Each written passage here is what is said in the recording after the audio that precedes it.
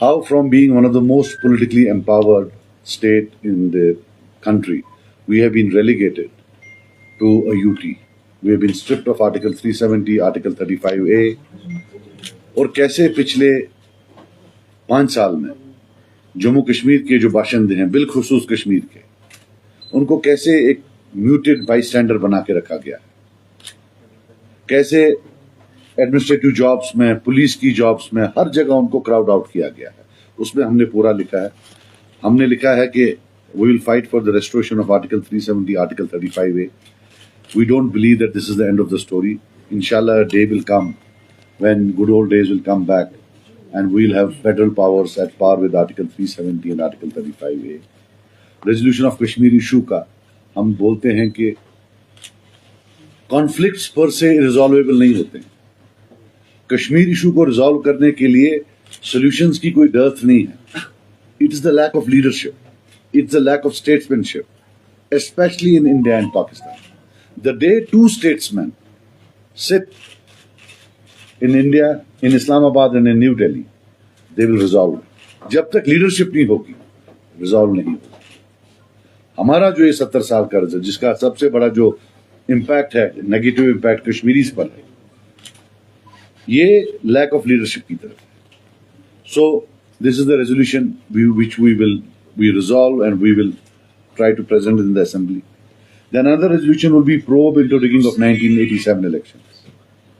ہمارا یہ کوئی it is not our intention to make 87 an election issue. مگر 87 کی rigging کے بعد وائلنس آئی اور جتنے بھی پولیٹیکل پرزنرز آج ہیں چاہے کوئی بھی چاہے کسی کو عمر قید لگی ہو اور سرکار پھر پھانسی کی سزا کے لیے کورٹ کے پاس گئی ہو یا جو باقی ہیں 35 سال 40 سال 42 سال ان اینڈنگ جیل ٹرمز اور یہ ہنڈریڈس آف دیم، جب تک اس میں ایک جوڈیشل کمیشن نہ بیٹھے اور جب تک یہ پورا پروو نہ کیا جائے یا جب تک وہ کمیشن کی فائنڈنگز میں یہ پتہ نہ چلے کہ کیسے 87 is the root cause of all this, تب تک سرکار شاید کوئی ہیومینیٹیرین ویو نہیں لے سکتی ہے. یہ لوگ بیچارے عمر بھر جیل میں رہیں گے. They will probably die in jail. So we can't totally forget about a huge section of people who are rotting in jails.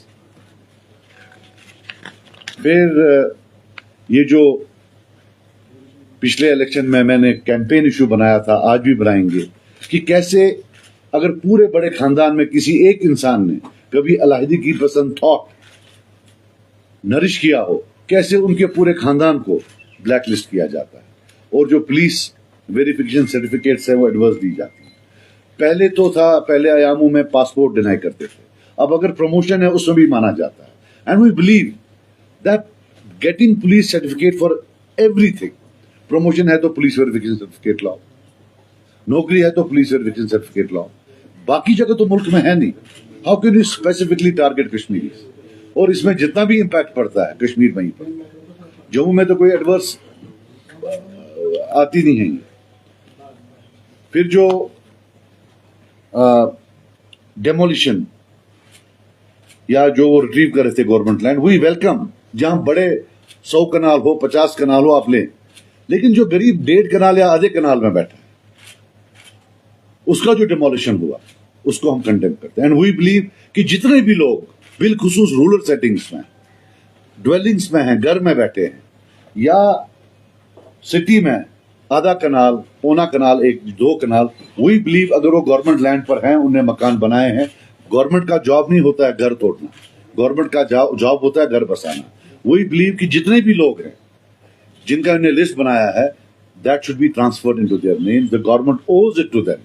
Government جب BPL کے لیے پیسہ دیتی ہے، جب وہ ہاؤسنگ کے لیے پیسہ دیتی ہے تو ہاؤ کین دے ڈیتھرون دیم؟ کیوں جی آپ نے آدھا کنال لینڈ پکڑا ہوا ہے government. So we believe it should be transferred into their names جو اتنے سے 50 سال 60 سال سے گھر بنا کر وہاں بیٹھے ہوئے ہیں.